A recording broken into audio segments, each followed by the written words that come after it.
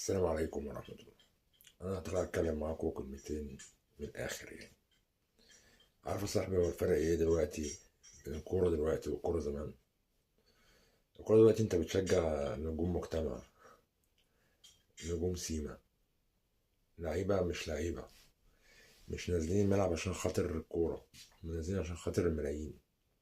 حتى على السوشيال ميديا وفي البرامج الإعلامية وفي كل حتة كلها سبوبة. يعني مفيش حد طلع يقول رأيه بصراحة، لأن لو هي دي الصراحة أو هو ده المنطق يبقى إحنا فينا حاجة مختلة. لا اما احنا مجانين لا اما هم اللي مجانين. لان الكلام اللي بيتقال في الميديا وفي الاعلام، وكل نجم سابق وكل واحد لاعب كوره طلع في برنامج يتكلم عن اللي بيحصل اليومين دول وعن تشجيع فرقته او عن انتماءاته، بيتكلم من منطلق انتماءاته يعني. زي نجوم الزمالك، زي نجوم الاهلي، زي اي نجوم يعني، مش هفرق يعني والله.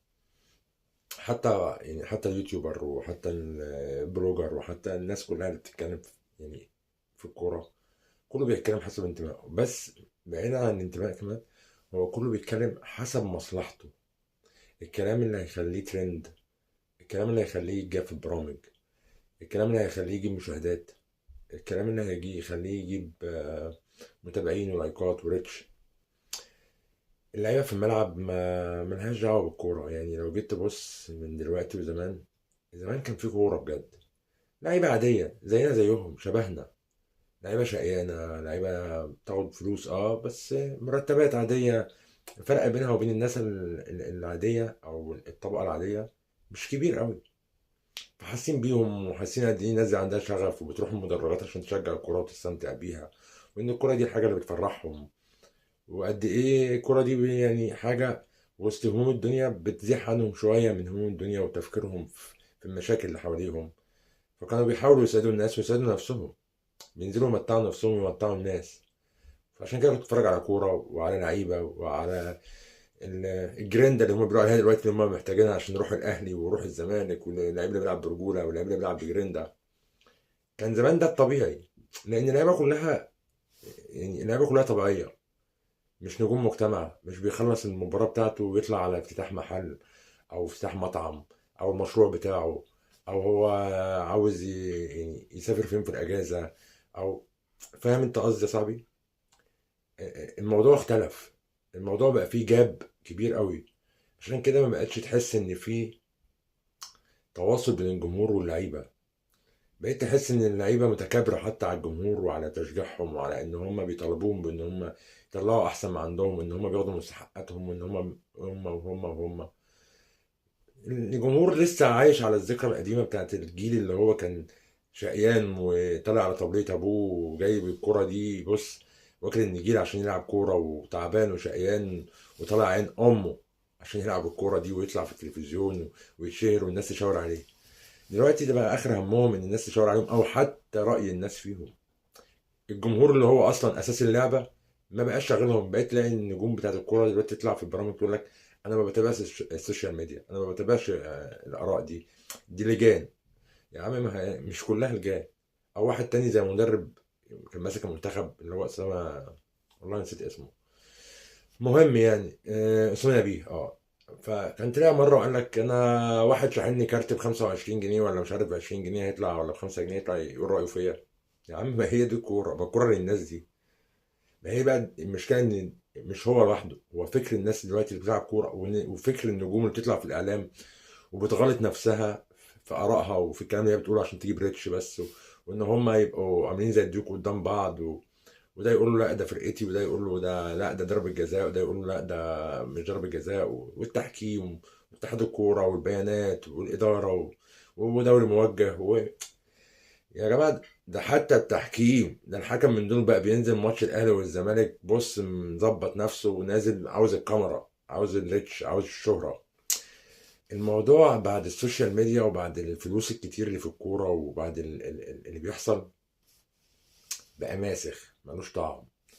يعني الواحد زمان كان بيقعد يستنى الماتشات ويتفرج عليها بشغف، بحرارة كده. دلوقتي مبقاش عنده نفس الشغف، مش عشان الواحد كبر لا والله، بس عشان الكورة مبقتش زي الأول. الكورة مبقاش ليها طعم.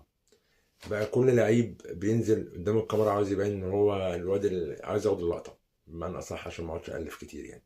عاوز ياخد اللقطه. يعني لو اتفرجت امبارح على بزيرة، اهو لعيب برازيلي مش مصري، بس بسم الله ما شاء الله عليه، واخد الطبع المصري والروح المصريه، ما فيش بعد كده. كل شويه هي وهو بتاع، فاهمني؟ عارف ان ده بياكل مع الناس.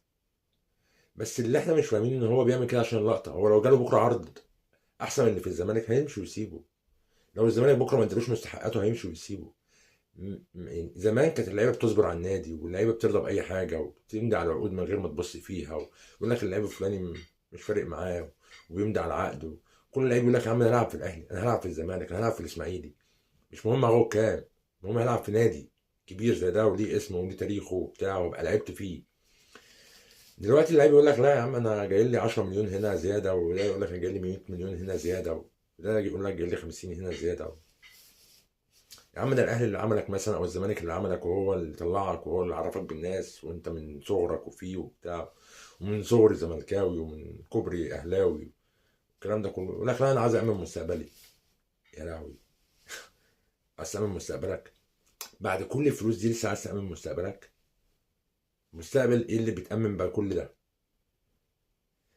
والله اللهم على حسد. هو الواحد ما بيتكلمش في الارزاق، انا ده ارزاق، بس انا بتكلم في نقطه ان هو يقول لك ما بقاش في انتماء. ليه ما بقاش في انتماء؟ ليه؟ عشان ما بقاش في عشان ما بقاش في ايه، ما بقاش في الناس اللي هي عندها اصل. اللي يقول لك الاهلي عملني، او يقول لك الزمالك هو اللي ليه خير عليا، او يقول لك الاسماعيلي هو اللي طلعني وعرفني للناس، او يقول لك ده النادي ده هو اللي عرفني بالجمهور. يا عم يعني ما هو كنت بديله زي ما بيديني. يعني بص، منطق زباله. بالنسبه لي انا منطق زباله. ليه بقى؟ لان قله الاصل وعدم التقدير، عمرك ما تنصنظر من لاعب زي ده ان هو يديك في يوم من الايام، لان هو اصلا ما عندوش اخلاص لنفسه عشان يعني عنده اخلاص ليك. يعني واحد زي امام عاشور ده، انا عمري ما هستناه ان هو يدي للاهلي. لو الاهلي ملا عينه وملا بقه عشان هو لعيب جعان، خلينا متفقين. بس لعيب جعان، واي لعيب دلوقتي مش هو بس، يعني لعيبه كتير قوي جعانه، ويمكن يعني معظمهم الا من رحم ربي يعني. ساب الزمالك عشان خاطر الفلوس، وهيسيب الاهلي عشان خاطر الفلوس، ويسيب اي فريق تاني عشان خاطر الفلوس. هو المبدأ عنده هتديني كام؟ ما بقاش انتماء. واللاعب اللي ما عندوش انتماء او ما عندوش اخلاص للتيشيرت اللي هو لابسه، عمره في يوم من الايام هيديك. يوم ما هتاثر معاه في المام هياثر معاك في الملعب، وطز في الجمهور وهو مش شايف الجمهور اصلا. هو بالنسبه له الجمهور ده ايه يعني؟ يا عم يشجعني النهارده وينساني بكره، انا اهم حاجه من القرشين، وهعرف اضحك عليه بكلمتين، واعرف اضحك عليه باي حاجه يعني. فانا اللي صعبان عليا في كل ده الناس اللي بتصدق النجوم اللي هي بيقولوا عليها نجوم، وبيطلعوا في الميديا وبيطلعوا في البرامج، ويقول لك نجوم سابقين، وبيطلعوا يقولوا كلام عبيط يعني. عارف، هو اقل ما اتقال عليه والله العظيم عبيط، لان هم عارفين ده. يعني انا متاكد ان هم فاهمين ده وعارفين ده. اللي هو يجي يطلع يقول لك انا هقول لك ايه، ما انت بتشوف يا صاحبي. يعني انا هطلع اقول لك اللي هم بيقولوه هي ناقصه عته. ما انت بتشوف امثال جمال عبد الحميد، وامثال طارق يحيى، وامثال عمرو الدرديري، وامثال ونجوم كتير يعني بتطلع تهري في المهري، وتطلع تهزي في اي كلام ملوش اي علاقه بالكوره، ملوش اي علاقه بفنيات الكوره. وعشان خاطر ان هم كانوا لعبوا في الزمالك ولعبوا في اهلي زمان، فاللي هو مش هنلحق ناخد قرشين بقى من البرامج. طب نعمل ايه؟ ناخد الريتش. نقعد نرازي في الاهلاويه، والاهلاويه رازوا فينا، ونقول لهم كلمه وهم يقولوا لنا كلمه، فناخد ريتش عالي في البرامج تجيبنا عشان نرازي فيهم. الموضوع كله على بعضه تحس ان هو قلب لعبه ارجوزات، لعبه مسخه، كلها للمصلحه وكلها للسبوبه. فبيني وبينك حتى الواحد الكلام في الكوره بقى، يعني كل مره اجي اطلع اتكلم اقول يا ولد هتطلع تقول ايه اذا كان اصلا ما بقاش في كوره؟ ما بقاش في كوره.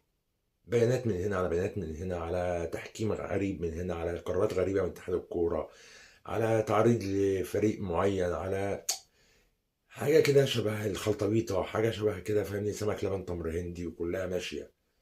وادام في فلوس داخله خلاص، وادام في ريتش عالي ماشي، والدنيا ماشيه وسبوبه ودايره ومشاكل في الادارات، ومديونات على انديه، وانديه هتهبط وانديه هتطلع، ودنيا ماشيه ومحدش سائل في حاجه. بس تيجي تبص لها بقى في الاخر مفيش كوره صاحبي.